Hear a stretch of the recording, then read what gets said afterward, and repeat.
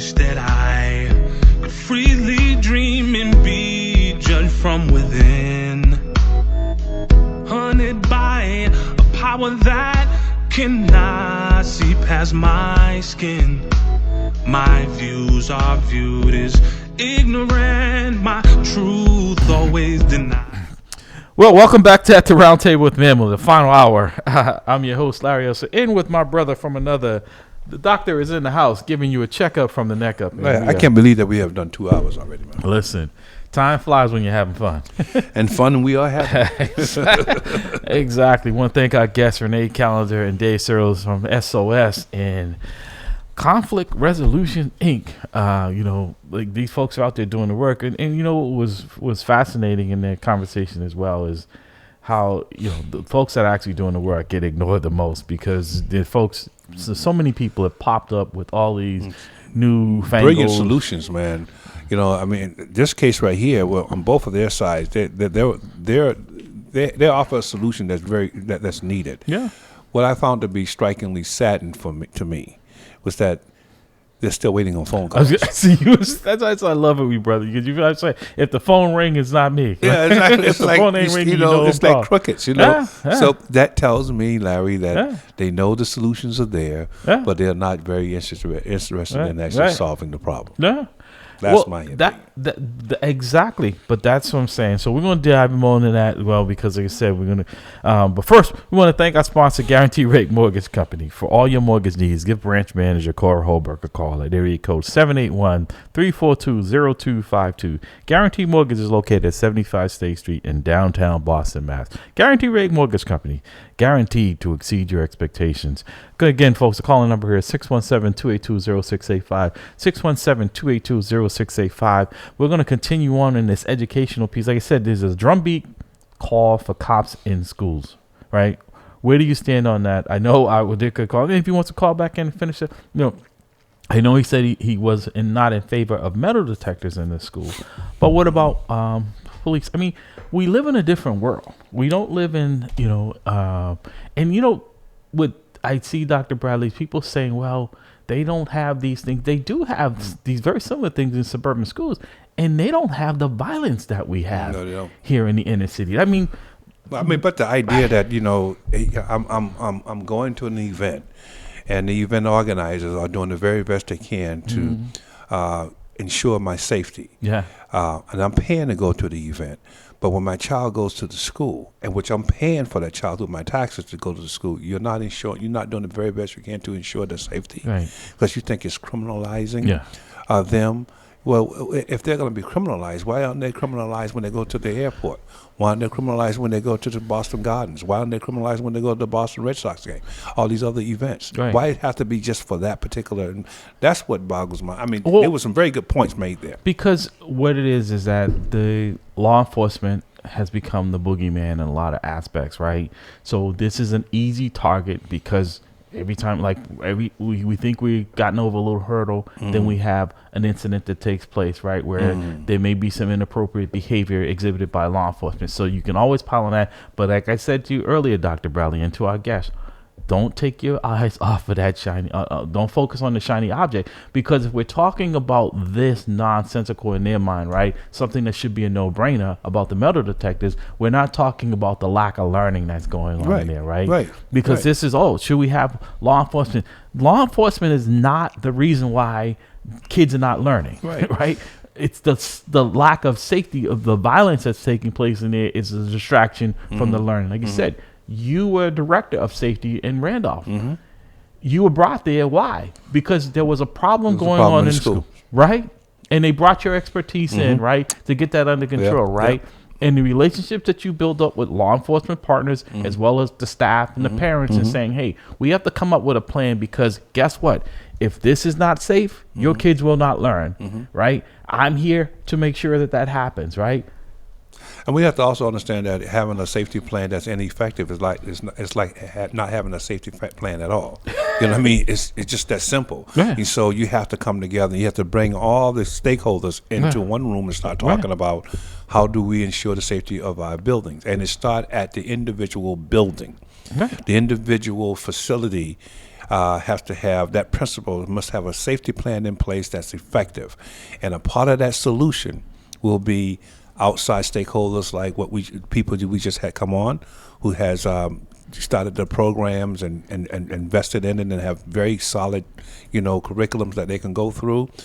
Also be very good advisors, by the way. That's one of the things that hit my head, whereas Renee and the young man was talking. Dave. They will be excellent advisors to any principal who may be looking to put together some type of policy or program. But look at Renee said, safety. right? She said she came in one of the schools. I know exactly what she's talking about. It's been driving a lot of violence. This is a K-8 school that she's talking about, right? They said, "Oh, what you did was effective, and we like it, but." You haven't been called back. We're not trying to model this. We're not extending this where it's needed. It's almost like they're scared of things at work. And these are people. Renee is retired, but she wants.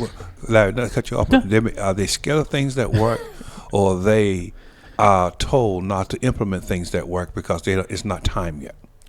That I don't know. I can't say definitively, but you're probably on to something there, my brother. I'm telling you, I think this is calculated because it doesn't make any sense, because we have people who are willing to give you their time. Yeah. Because Renee is in my status. She's a retired police officer. Right. All right. She's willing to give her time. Right. A nonprofit. Now, and she have shown that this can work, and you don't call her back. Right. And this is a startup, so it's not. She's not looking at this to get rich or anything like that. Yeah, people should be compensated for their time. Absolutely. But also, if I know someone that has a reputation of doing this work prior, that's more an incentive for me to bring folks like that. Well, that was one of the reasons why I came on the Randolph, because I came in with this experience as a police officer. Yeah. And thank God I was able to resolve the problem. The very first thing I saw two things. One, there was absolutely no plan. Mm-hmm. So you need to sit down and put some thought into, how we're going to ensure the safety. And so then they have to identify who are the stakeholders that I can bring in, and will come in and give me some time of their valuable time, and we'll come up with a plan. And then the other thing, what was glaringly obvious to me, and actually it was very painful, was that there was a lack of parental involvement. When the parent would come in and say, "Listen, I'm home at this time of day. If you need some help, I'm available." Never got a call. It was crickets. Yeah. And so when I called these parents, they were like, "Are you serious? I offered that 5 years ago." Right. You know what I mean? Well, and no one got in touch with me. Two things. They say, if you fail to plan, you plan to fail. Amen. Right? That never changes, and it's so true. It sounds like it's convoluted, but it's true. Yeah. And to your other point there, absolutely, that's what allows them to operate in this manner, is the lack of parental involvement. Because the parents, sadly to say, that know how to navigate their kids out of this failure, they do, and those who are left basically without a lifeline are stuck in this a lot of times with parents who don't know how to push the system in a way to make it work effectively for their kids. They don't have the resources or the means to get them into some of these other private schools and things of that nature. So that's what they're banking on. And the sad part about that, Dr. Rowley, is that's the vast majority of the kids that are in the system currently, right? Is that their parents don't know how to get them out of it, don't know how to get it, and don't know how to push, because there is no way. I can guarantee you that if this is why you don't have an appointed school committee in any other city or town in the Commonwealth of Massachusetts except Boston, because people would not stand for it. They would not stand for it. And no matter what the mayor was saying about what her point of view is, the people have spoken. And they're saying we don't want an appointed school committee. Let me ask this question, because I think there might be a little bit of confusion. What is the objective? What is the purpose of the school committee? What does the school committee do? They're the ones who actually help with the spending. They're the ones who set the protocol and the agenda for what he's going to be learning.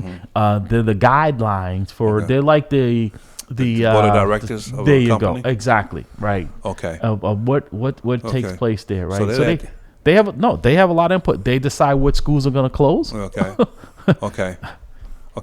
I want to make sure that I had to click on. And Randolph, one of the problems that we had is that the school committee's responsibility was teetering on the daily operation, and the daily operation was pushing back. So we had a confrontation I say confrontation might be too strong of a word. We had pushback, discomfort Right. in that relationship because people are like staying in your lane. And that's one of the areas that we had to deal with. But routinely, the school committee should be the ones who's conceptualizing where the school is going in the future. Yeah. And also, because there are ways you can implement metal detectors without you people even knowing that they're being Right. detected. You know what I mean? But I just don't see how it's been criminalized. I just have a problem with that. But I think you're onto something. I think the school committee should be elected, especially if the people are saying this is what we want. Well, if you go and look at when, and like I said, is it perfection? No, but it's accountability, which you don't have now, except these appointed school committee members are an extension of the mayor. They are employees by default of the mayor, and they are there to do the mayor's bidding and whatever they see for them. And they say, well, they're an independent body. They're not acting independently. That's why I give you a perfect example of that, Dr. Bradley, and our listening audience. I, for full disclosure, am a member of the Post Commission, right, which is Police Oversight Standards and Training. It is tasked with certification for all law enforcement throughout the state of Massachusetts. They knew the only way that it could be effective, right, even though my appointment is with the blessing of the governor and the attorney general. All of ours is, right? That's vetting. That's where it starts and stops. As far as I am nominated by my organization, Mamleo has a permanent seat. All the other folks are nominated in that aspect. Once that takes place from the outside folks and gets approval from the governor, they no longer have any say on what I can. I don't have to appoint. I don't have to report to the governor or the AG. I don't have to worry about them removing me if they don't like the way I vote or my opinion on something, right? So I know I have total independence to look at the situation and assess it the best way that I can with my other commissioners. Not worry about ramifications of pushback. Is the governor going to remove me or the AG going to remove me because their friend came before me on an issue and I had to vote in a certain way? Yeah, exactly. You don't have that independence if you're appointed by the mayor. Yeah, I agree. And so that's what's missing. That's what is lacking, and we're seeing the fall of that. Like I said, that it was their final vote to remove the school police from their positions because the superintendent of schools said this is what I wanted, the mayor wanted, bam, here we go, right? Boston is the only school district that doesn't have an SROs. Well, I thought it was a change in the state law. No, that's SROs. So what is that? I'm glad you brought that up, my brother, because that is the false narrative, and I'm being kind, that has been perpetrated. Those folks who were school police officers could have been bridged. They could have gotten the additional training that they needed to be able to be law enforcement, right? To have law enforcement powers. It was a choice of the BPS to not have them trained up to that. Because when the former superintendent Casellas came in from Minnesota, she immediately wanted to dissolve the school police. Okay. But because the way the law was written back then, every city had to have a SRO. It was in the law. The change when the reforms was that you had to have a request from the superintendent of schools. Boston is the only one that did not have a formal request and still doesn't have an MOU with the police department in the Commonwealth. Everyone else is operating under the same premise that they were. So it wasn't a change there. It was a choice. It was a choice. That's where I'm going. It wasn't a change. It was a choice. It was a choice. Exactly. Right. So the narrative is, this was a result of the reforms. No, it was a result of what you wanted. You finally got it. And now it's backfiring because it's having an adverse effect on the learning. But that means that Boston can change its ways. Though. Absolutely. It can rectify this by saying, okay, now we want this choice. Our choice is to move in this direction. Well, right, because every other city and town has their SROs are law enforcement from that town, that officer. So there wasn't, because Boston operated in a whole different way, because their BPS police officers at the time were employees of the school. Unlike everyone else, their SROs were employees of the police department. So there was no dramatic change. Well, now you took away your police department and shut it down. And Boston was never your police department inside your schools. So you left yourself with nothing. Yeah, but see, I think the average parent doesn't know. No, that, they you know don't. what I mean? Because they're looking at it from by design. through the conversations that are happening, through the different outlets who are reporting it. They're probably seeing it as well. The law forbids having a school SRO now, not knowing that it wasn't a law; it was a choice. You know what I mean? But so here's the thing then why are they in all the other cities and towns in the Commonwealth? I mean, that was going to be my question if you would have said if that the it law was prohibits a law prohibited. I'm going to say, well, why are we having it in these other places because in Randolph we still have an SRO. Exactly. That should tell you everything you need to know, that it's not the law. It's a choice. Everyone else is breaking the law except Boston. Good morning, Carla. Welcome to the round table. Good morning, my brothers. How are you all doing this morning? Doing We're very well. doing well. Good I'm still see. I even took your call this morning here. Do I get credit for this one too? Yes, you do, Brother Larry. Yes, you do. Hey. I hear you all talking about the school committee. I mean, I think it's a shame and a disgrace that the mayor It's an affront. It's an affront to the voters that you're telling them that you know better than they do. Go ahead. I'm sorry. Right, and the thing about it is that you're basically going against what your constituents want. Mm-hmm. We voted and we said we wanted to elect the school committee. Yeah. So why do you override that? Why do you feel like you know more? Well, also to that point, Priscilla, as I said earlier, the mayor saying that she ran, saying that she was in opposition of this, right? And that was a campaign promise. So she's saying, but she also ran saying that she would put the deputy superintendents back in charge of the district and the police station. Now she's backing off from that. So you can't have it both ways and saying, well, I'm going to keep this campaign promise, but this one I'm not. And people are supposed to have short memories. And so ain't that what politicians do? Yes, exactly. Politicians. She said politicians. Politicians. That's what, tricking you. Yeah. Trick. Politics, not politics. But Priscilla, how is it that folks are allowed to get away? I know the answer. I'm being facetious. How do they allow to get away with this? Because if the voters saying this is what they want, they don't want a hybrid. And I'm a little shocked at some of the people who voted for it. I was shocked at Arroyo and Mejia and them, because usually they're in the opposition and they in support and lockstep with the mayor. So I was really shocked that. But how are they getting away with this? Because we don't vote. We don't hold them accountable. Well, we voted, and yet they're saying that we're going to ignore what you voted on because they right. did. So that's what when people say my vote don't count. Mm-hmm. That's what they be probably talking about, because it was clearly understood that that's what we wanted. That we wanted to elect the school committee. Well, no. And yet and I guess the mayor feels like, well, we don't know what we want. I don't know. But it doesn't make any sense. However... No, I'm sorry. Go on, sister. Go on. This how many more years she got in there? 2? She's in her second year.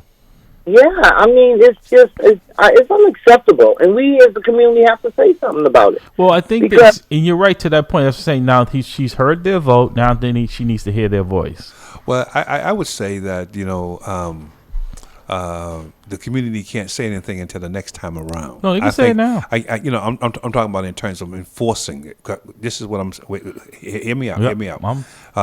While they can talk about it, they can articulate their discomfort with it, but they can actually say, I refuse to give you my support when it comes down to voting for her next time around. Let me give you, before we bring this other call, let me give you a quick example of that, right? Mm-hmm. You saw those senators who, when President Biden called them out, right, and they were claiming that they didn't want Social Security to go sunset, right? Mm-hmm. And then he showed them saying it, and he showed them, and then one of the senator from Florida, Scott, right? Mm-hmm. He just said, "Hey, I'm walking it back, right? Because I know that this is going to be an albatross, right? Going forward, so right now he's changing, and that's what it would take. Mm-hmm. Let enough people say, are you not listening? So clearly start packing your bags because."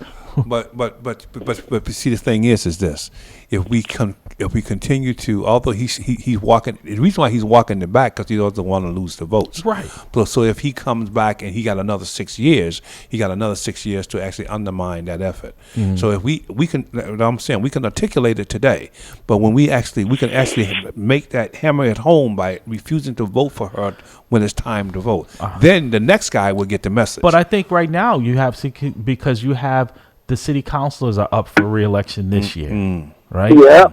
So they need to be held accountable right now, and then they would put the pressure on the mayor. Don't have a problem with that. Right. Don't have a problem with So I'm saying is that someone's in the hot seat right now and should take advantage. But it all goes back to voting or not voting. That's where I want to go with this. Absolutely. It goes back to when you don't vote, this is what you get.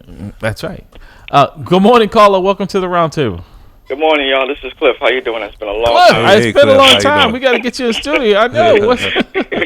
Must have struck a nerve this morning. Yeah, I was listening to y'all this morning. I wanted to weigh Just this morning? No, I'm just kidding. But the phone lines was tied up. And I was like, my blood was boiling this morning. So I was like, let me call at the 9 o'clock hour. Mm-hmm. The mayor didn't say anything about school violence. I was just waiting for her to say something about how she's gonna, figure this whole situation out with the school violence and everything like that, and the metal detectors and all like. And I'm sitting here like, yo, how gullible are you? Mm-hmm. Well, like I said, that's what I said. You fool me once, shame on me. You fool me twice, shame on me. And this is what I'm saying is that I didn't listen to the speech because I didn't think it would get anything out of it, in which I was right, just listening to people dissect it. But when I was told that there was nothing talking about the schools, and every day that's in the forefront, the violence that is taking place. And like I said, last weekend, the Globe reported out that the state is saying we don't see any improvements, right? And those of us who are paying attention, we know why. Because if you're running for your lives, if you're worried about violence, if you're getting the Chromebooks that are supposed to be handed out for learning is being used as a dangerous weapon, right? I mean, you don't have to be a rocket scientist. Well, Chromebooks don't necessarily it doesn't necessarily equate to a quality education. It's a pathway by which you can get to No, information. you didn't understand what I just said. No. These kids are hitting. There has been assaults. No, I didn't know if you. I got that. Right. But where I'm trying to go here is that in all this violence, there are people in that who's trying to learn. Right. So you can give me the Chromebooks, you can give me anything, but how do you actually facilitate the learning process? Right. How do you make it safe for me to learn? That's more important.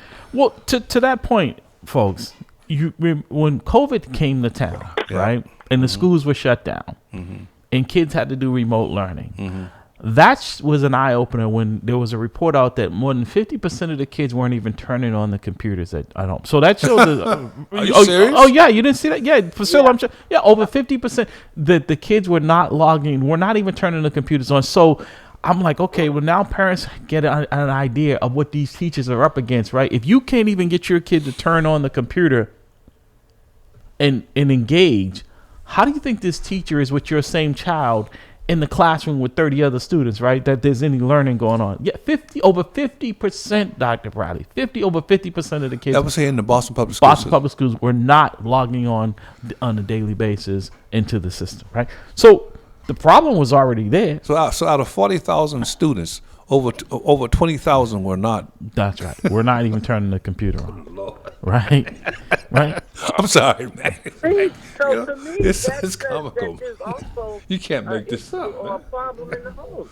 Well, That's why I'm here. That's why I'm laughing. Like, okay, that's but the problem. this is what I'm saying. So if those parents are not engaged enough to get their kids to even follow that process, right? That's 20,000. Like you said, if you just divide that up, that's 20,000, right? Every single day, right? Now they're back in this environment. So the other 20 that want, so what are the chances of them exactly learning? Exactly. Right. So Cliff, what's the solutions here? I know your blood is boiling this morning. How do we move forward? I mean, Priscilla highlighted a lot of it, Dr. Bradley as well. This really is a parental problem in the sense of this, and a voter problem, because politicians one thing that they are politicians. What they count more than anything is votes, right?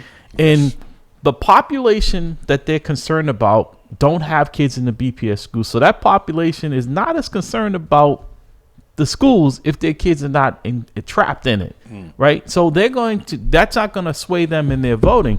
The ones who are, sad to say, don't most likely vote. So how do we change this paradigm for our kids who are trapped in this? I heard someone say a while ago, I can't remember who it was that said it, but they said they probably need to bring some of them services that parents have to get, like the DGA office. Like if you have to go and get food stamps, go to the schools.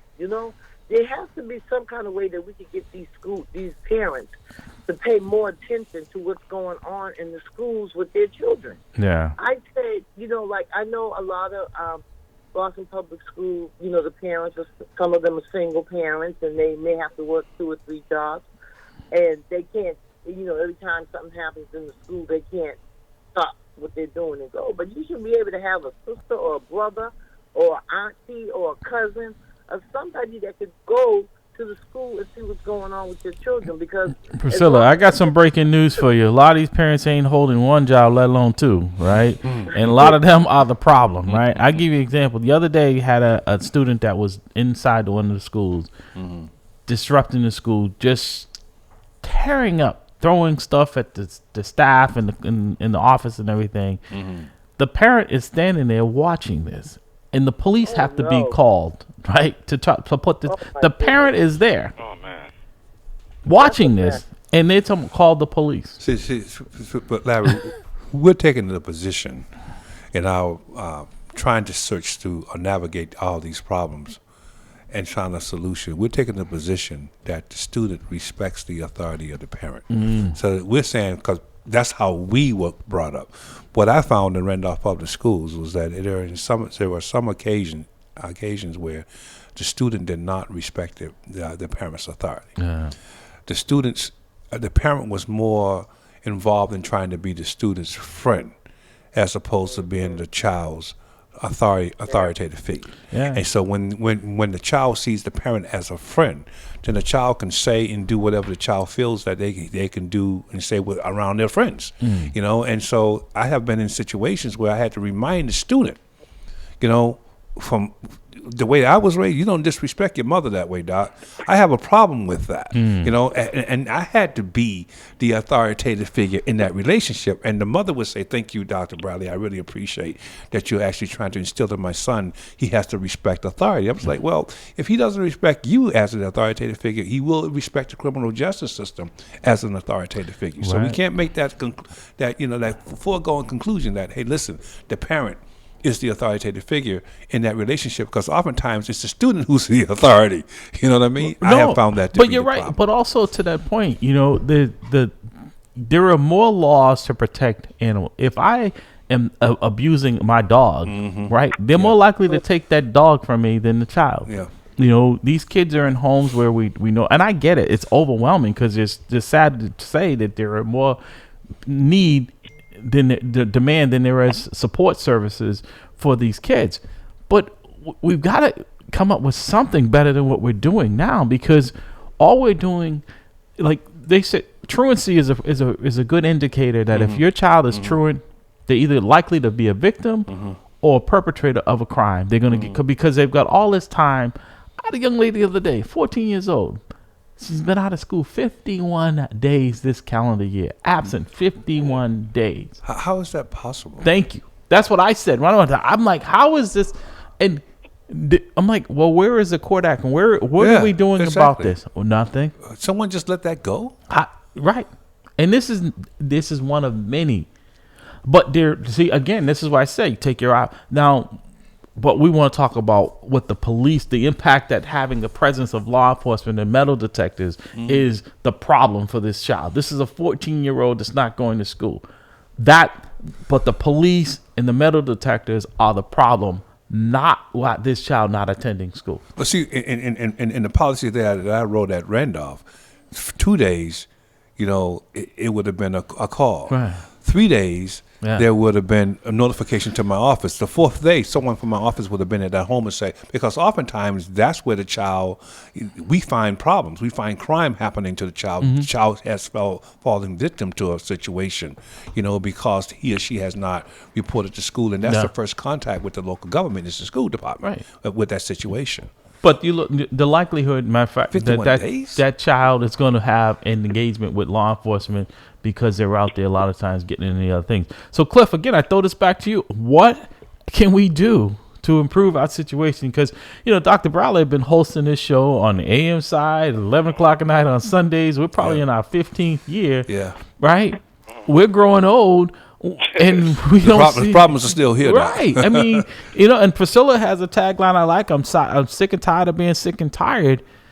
But we keep on reelecting people when the mayor can say in print there in quotations, "I hear you, but I'm ignoring you, and I'm standing on my principle, regardless to what the voting population has said they want.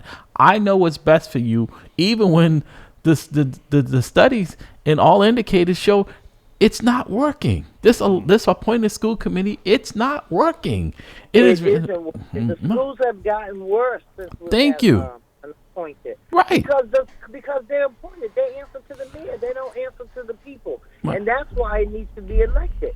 Because to that point, that was the whole guys that Menino said he needed to have it because then he could be held accountable for it if it wasn't working. Right. And now it's still not working. So, okay, we've tried this experiment. Yeah. It's been a great failure at the expense of our kids. Yeah, let's do something else. This is sad. It's become the definition of insanity. Yeah, well, then again, again, I asked the question, who's losing here? It's the child, because now the child has got to go out into a world market. They got to go into an economy, a worldwide economy. They're not only competing with the child in New York or the child in Rhode Island or Connecticut. They're competing with the child in South Korea, well, that's China, probably, and all those the other Rhode places. Island is probably the one they'd be more comparable to compete with because their system was in receivership. So they probably would be in good company there. But short of that, I don't know what's going to go. But Cliff, again, what? We're looking for solutions here. Do you have any? First off, we have to. The parents have to raise their child in a way that when I came up, my mother was like, either you go to school and you learn and do not disrupt any classroom. Yeah. And she was strict on me, and I thank God for my mother. But we have parents that are so young that they don't even know what they're doing. Well, we were saying that, Cliff. We have grandparents in their 30s, and that was unheard of. Well, and that's the problem because these parents are so young that they feel like they're their children's friends, and not their parents, and that's the problem. But see, Dr. Bradley raised a very good point earlier in our earlier broadcast when he was talking about, well, like I said, and Dave Searles, one from SOS, was saying as well, is that we're in a different era now, right, where the links of social media, things of that nature. We're saying in my house, and I'm sure it's probably not different than you all's house because we're on that same, somewhat close in the age here, is that there was a phone in my mom's bedroom and there was a phone in the kitchen, right? And that's right. Exactly. And so people are saying, well, it's just a phone. I'm like, no, because that phone didn't have the capabilities that these phones have today, right? Because it violates that doctrine where your parents said, don't talk to strangers. I mean, I don't even know in my whole lifespan that I have 500 friends and these kids have 5,000 Facebook friends or all these different social networks. There is no cooling off period for kids. It's this constant. They're in their room. I had this one young man. We went to his house, Dr. Brownlee, folks. Another one, hadn't been in school. He's 16 years old, has missed most of the school year.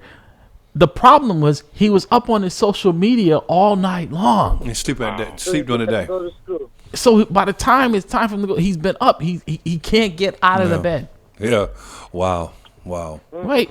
And so he's almost like he's going to kill himself if they take the phone from him. But I'm like, this is a drug with these kids. Yeah, but the other side of that, Larry, is that when that child now comes to school, and this happened in Randolph as well, because we have removed phone privileges, he comes with a lot of anger. Yeah. So anything that's said to him that he dislikes, it's going to blossom into a fight. Right. With the teacher or with any other student or any kind of support staff. It's that it's incumbent upon the parent if they're going to give the phone. First of all, the phone should not be given to a child until he or she reaches a certain age of maturity. You know what that age was in my house? When I could pay for it. Yeah, me too. Yes, exactly. You want that? You pay for it, Doc. I'm not paying for it. Right. 7-year-old need an iPhone. Exactly. No, it's crazy because the parents, and when I pose this to parents, because here's what they say to me: well, I want my child to be able to get in touch with me if I need to. I said, so let me ask you a question.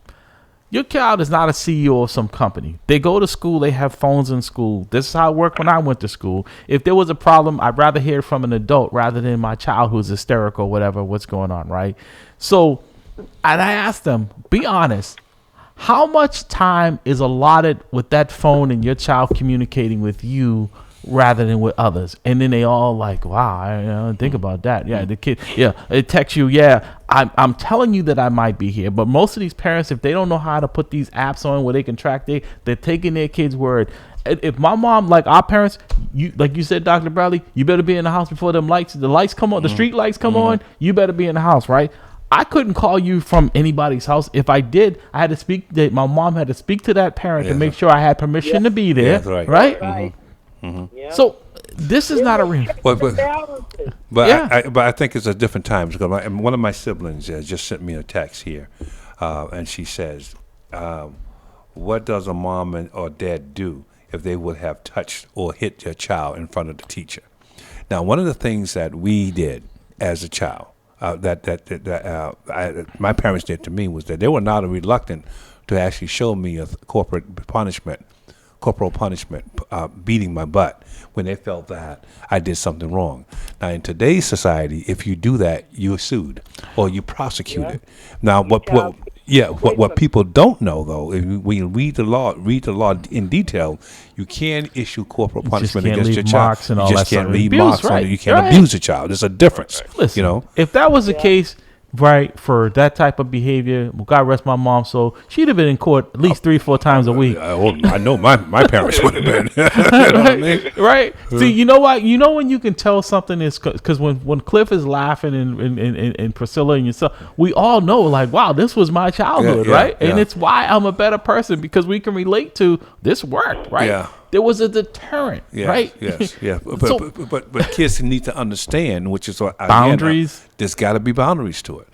Parents got to understand that. And parents got to sit there and understand. This is what the system is saying.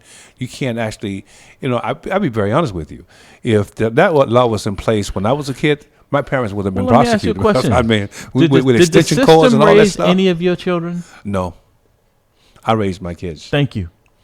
That's my point. And that's and it started with a conversation, and then when that conversation didn't, that conversation was a seed, all right. But when that seed didn't blossom into a higher level of maturity, then I had to actually replant another seed, and that was removing these kind of things from them. I just say to my kids all the time, listen.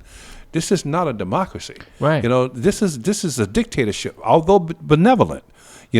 And I explained to them what that is. But I rule here because I pay for it. That's what I mean? That's how it's going to work. It's my wife and I. That's how many of us, I know for me, my mom would tell me, you go out there and pick your switch. Oh, yeah. Right? Oh, man.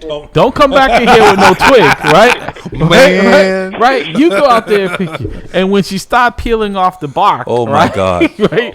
Okay? You got something coming. That's how you can tell, right? And when they grab you by the hand and every word is a whip, right? Right. Didn't I tell you? Right. This gonna hurt me more than you. Right. Exactly. Right. You're like, how is that possible? Right. Exactly. Right. You're like, Doc, I'm on that end getting the hit. How's hurting you more? That's right. We having church, so right. And this is what I'm saying. So it made me a better person today because I always remember, like, I knew if I was disrespectful disrespectful to my. Please, if the teacher, whatever you were going to do, please do it. Don't call my mother. Oh man, please, Right. please don't call my mother. Or don't call my sister. Right. Don't call anyone in my family that had authority over me, because they would just give you a look. Right. And that look was sufficient to warrant behavior that's appropriate. Right. Let's go down there. Kids were seen and not heard, right? That's right. Right. When adults Amen. came around, you didn't. Mom didn't have to say anything. You just cleared out. That's right. You just cleared out. Dinner, we had dinner. Everybody, dinner was at 5 o'clock. I don't run a restaurant here. That's right. 5 o'clock, you in here, you eat. Then you get your back. See, everybody started to agree, right? Right. Now, were we all raised in the same house? Yeah, but it was standard. It That's was a what I'm standard. talking It was a standard way of about. That living. village approach, Yeah, right? yeah. Every adult on your street was your parent. That's right. Now these kids don't even know. Matter of fact, the adults are getting high with them, doing all the stuff with them. Well, and you shit. know, I mean, in my neighborhood, especially in Augusta, when I do something wrong, I was trying to negotiate it because I'm one of those little kids, and they were like, "No, Right. I'm telling Willie James on what happened here, man. Right. I'm telling your dad. Right. No, can we talk about? You Exactly. should be in school, Willie. You should be in school. No. Could you tell? Don't tell my sister. Don't tell my mama or my daddy, because it's gonna be. Can we just do it now? Beat me right now, right, exactly. because you know it's coming, man. But this is what we've gotten away from, and you know, it's even like I remember my mom lost her job. We were on public assistance back then, folks. The food stamp book, right? Oh yeah, You know, but, right. hey, man, listen, down. I'm telling you something. That cheese was pretty good, though. No, the cheese was. No, that cheese was pretty good. Listen, you knew all the sites, right? You have to go up. There was the Lee School was one of the places Yeah, you go yeah. up there was long, but there was Exton a Square. stigma attached to it, Yes, it right? was, yeah. And that, like, I remember when I had to go, I would wait until everybody got out of the store because I was embarrassed about the food stamp, right? I didn't want nobody to see me in there. But it was something that I did not want to aspire to having to do for myself, right? For my kids, yeah. So that in itself, but now I see kids walking in, they got the car. It's so easy, and it's like, I'm not saying they should be stigmatized for it or ashamed for it, but it was something that was a temporary thing, and you know, it helped you to get over a hurdle or get over. Now, from cradle to grave, Yeah. there's some type of public assistance. Like, we're getting our kids on medication so early because we get a check with it. Well, you know what happens with that, though. If I got you, if I'm feeding you, you don't have to worry about your loyalty. You know what I mean? That's all about conditioning. Yeah. You know what I mean? I don't have to worry about you going against me if I know you know that I have the control to your next meal, or to control to your next home, Yeah. or control to your next, Man. whatever resource that you need. Oh. If I'm feeding you, then I don't have to worry about your Right. loyalty. And for full disclosure, I did not like that canned chicken. I don't know what that was. I don't know what that was, but It looked like throw up. But I didn't like the canned chicken or the the eggs. canned milk. Yeah, the canned milk. But I the love powdered the milk. cheese, though, man. Nah, The cheese and some grits, man. No, the cheese was good. The I'm cheese telling was you, good. man. The spam was. The peanut butter was good. It was like regular peanut butter. Yeah. But those powdered eggs and that milk, you could never put that in cereal. Yeah. It just ruined the whole cereal. You can pass the house. Right? We go back down memory lane. That was some of the worst milk. I'm like, this ain't milk. I don't know what this is. Yeah. But no, I would eat my cereal dry. I tried it one time, Yeah. and that was enough. That was enough. I just said to myself, I got to do better than this. Right. But that is a part, and that is how we perpetuate advancements in our particular society, is that we do better than our parents who came before us. Right. And then we put our kids in the position to do better than us, and so on and so forth, and you get that advancement. But in there's a society. regression in that, because what you're talking about is true. And it was a lot harder for black people to be prosperous. Like, I went to school during busing. And that's why I tell these kids, I said, wait a minute. Anybody throwing rocks at you just because of who you are trying to get to school? I mean, South Boston High, which is now called Excel. I went to the middle school, then the high school. Some of my siblings didn't make it because of they dropped out. But the fact that you could walk into any school in the city of Boston and that not be an issue, man, you might have an issue, but I'm saying is that it's not the racial component any longer that's keeping you from that it there. used to be. Right. There's no excuse. I don't want to hear the other stuff. What we had to go through just to get there. A police escort every day. Police in the building every day. You can walk into a facility and we're doing it to each other. It's just crazy. But if I want you to destroy each other so that it can pave the way for what I really want, Yeah. then there's a plan here. You know what I mean? Who can complain when the community is destroying itself? Yeah, from within. From within. Let's grab this comment from Pastor Hobbs, folks over there in the social media. So our sister Osfriend. Oz, from down under. Are you kidding me? It's summertime down there too, so we can broadcast from down there. Oz. Yeah, we just talked about her last week. Right? We haven't heard from her. Well, good to hear from. She says, with a gun culture proliferating, so the metal detector culture follows. Yeah. Is that supposed to be the compromise? No, not from her. I'm saying what you hear from a lot of these politicians, and in the hypocrisy as well, as they're saying, freedom of gun, but now we're seeing bans, and that's why I tell folks, pay attention. We got governors in some of these states that don't want certain books to be read, and they want to this woke Florida is out of control down there, and yet, folks, they want to take the way you're learning, your capability to even learn, or what you can learn in indoctrination, and yet we're doing it to each other here in a way that is worse than anything that they're doing, because it was a crime to teach people, black people, how to read. Right. Yeah. And now it's a crime just trying to getting you criminalized being in there, a victim of a crime in the building. This is crazy. Priscilla, what's the solution? If I knew that, if I had the solution, I'd be in a better position than I am now. I'll tell you that. Well, I know like I said, go ahead. No, go ahead. Some kind of way, I don't know how to do this, but we got to get the parents more involved with bringing their children up. It stems from home. What you learn at your home, that's what you go out and you repeat. And some of these kids don't have a choice. Some of them come from dysfunctional homes, Right. And so that's why I feel like we got to be able to connect the schools and the parents. Right. So you're doing that in a meaningful way. So talk about one of the things you're doing to try to help that with Demarcus Garvey, civics engagement. Marcus Anthony Garvey. I'm sorry. No, it's Marcus Anthony Hall. Okay. So what I run a program is called the Marcus Anthony Hall Educational Institute, and what we do is we train young folks around civic engagement. We teach them, the 3 branches of government. We teach them how to organize, how to advocate for themselves. When school's out, we're going to be taking them down to the city councils and the state house for hearings, because they need to be involved. They're not being taught anything about civic engagement, anything about their history, which is world history. Black history is 1 month, which is a joke, because Black history is every day. Thank you.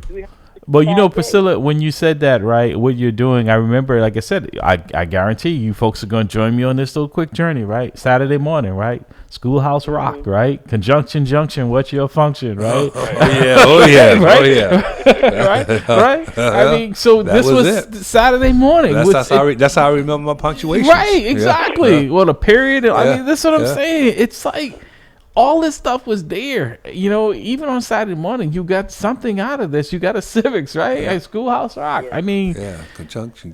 What's your function? Breaking down. Right. Exactly. See, right? See.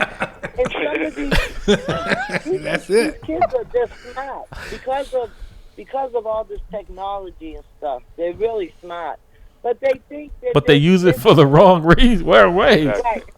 Think that they can outsmart, their parents. Or well, they can. But yeah, we definitely. I don't like the fact that the mayor did not go with the school, the elected school committee. I think that we need to be having conversations. But is there a price? Do you think she'll pay a price for that, Priscilla? That's the question. See, everything is calculated with politicians, right? And she figures that the population that is impacted by not having that will not make her pay a price for it. And she's probably right. Yeah. Go ahead. I'm sorry.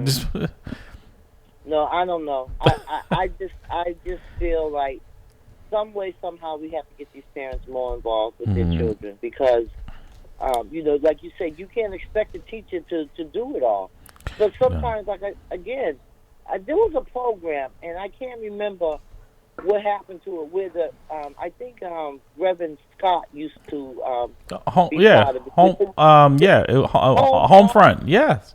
Right, with clergy, they did that in conjunction with us in the schools, where we went out to homes, friendly visit with clergy, and they were supposed to be bringing that back. It hasn't come back, but it was very, very helpful. Parents loved it when you came out, and it was a resource for them, and you left them with a lot of information and connections with other resources that they didn't know were available to them. And when they had, well, I don't know if when Reverend Harris, who's now is in jail, was one of the ministers who was convicted of shooting the young man there, and he was actually part of that, and it got tainted with somehow that connection there, and it was shut down, and it hasn't started back up. Now it was been talked about it's actually about almost a year now that they were going to be bringing it back because they saw the benefit of it. But now, honestly, the big hang up is, well, they don't want to call it home front because of that. So it's been stalled because of a name call, because of a labeling issue. It's in it, and what about home health? What about homebound, right? Yeah, I mean, you can call it. You don't have to call it anything. Just show up, right? Because I mean, why call it? It doesn't matter. And the thing is that we really shouldn't be waiting because what the police really did in some regards was just provide security, because some of these neighborhoods are a little rough. So that's why we were going out with the clergy. But if the clergy are committed, they don't need permission from law enforcement. They can invite us to come along. If we do, we don't. Exactly. But let me just tell you about something that happened this week. So once a month, there's a meeting with the clergy, right? Will Dickinson is the clergy liaison for the mayor, right? And so usually, I think me and Pastor Hobbs, we've been going to these meetings at least 3 months, I believe. Is he also for the Catholic Church as well? I'm just curious. Well, this week was usually it's only like 7 or 8 people in there. This week, because the mayor was there, the place was packed out. And I'm like, really? I mean, really? You pastors, you don't come when, unless the mayor's going to be there. She's only going to say what you all want to hear, but it's like, why don't you show up when she's not here? Because the solution is, the problems are still going to be here whether she comes to the meeting or not. Right. Exactly. And so, to me, I feel like it's, it's a little, it's phony. It's really phony. The window dressing. When the men. Now, I bet you next month how many people going to be there. And these are the things that the church. Why can't I don't understand why we have like at least 100 churches along Blue Hill Ave, right? Yeah. Just along Blue Hill Ave. Why can't some of these clergy come and among themselves without the mayor, without anybody organizing them, because they know what's going on. They see it every day. Every week we having funerals, burying our children. Yep. And it's like you don't have come out the doors. Come out.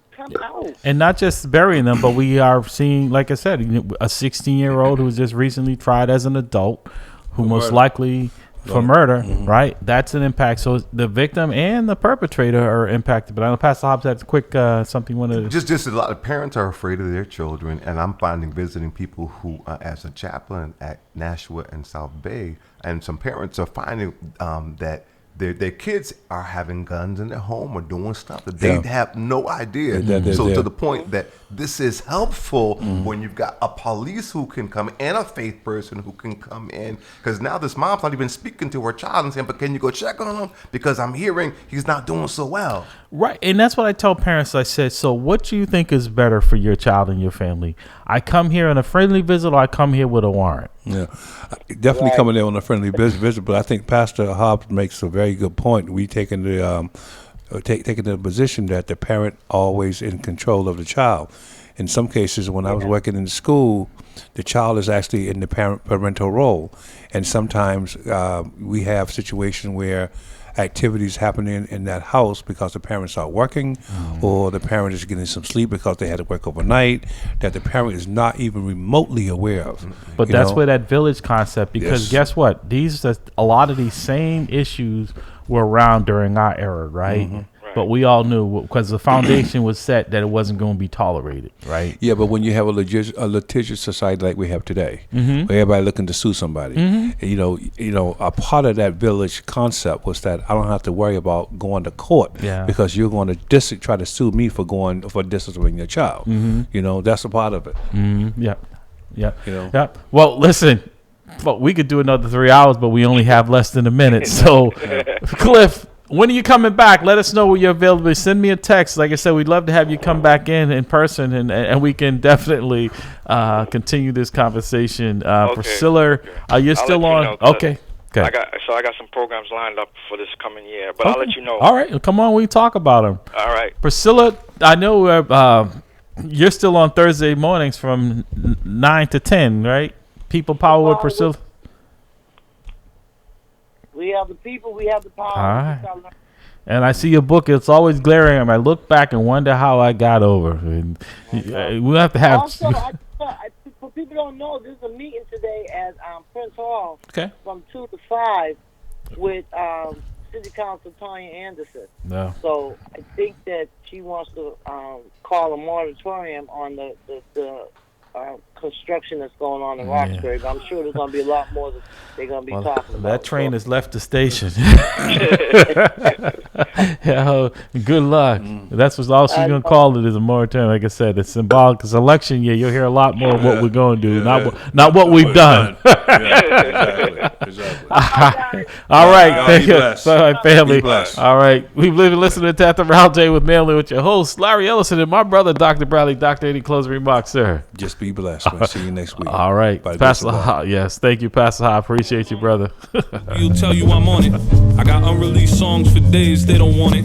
Eat any MC in the game. It ain't a challenge if your music reflects who you are, then you's a coward. I can see through the lies, you ain't living what you spitting. If your money's so long, while your dog's in prison, while your baby mom's stripping, while your mom's still living in that same broken home that you used to sell piffin'. You ain't gotta lie to me to sell me a track. You ain't gotta rock fake jewels or walk around strapped. I respect artists getting money, but love them for spitting crack. And the fact that one track can move a family out the trap. It's a dream for us lost souls brought up in the mix. I'm motivated by the artists coming out in my midst, and the artists that paved the way when I didn't exist. Music's a skyscraper, I'm just trying to add a couple bricks. This is for the dreamers. They say I am a dreamer, 'cause I still believe that anything is possible as long as you work hard. Hustle real hard, hustle real hard. Hustle real hard, hustle So if I never see ya, never get the chance to meet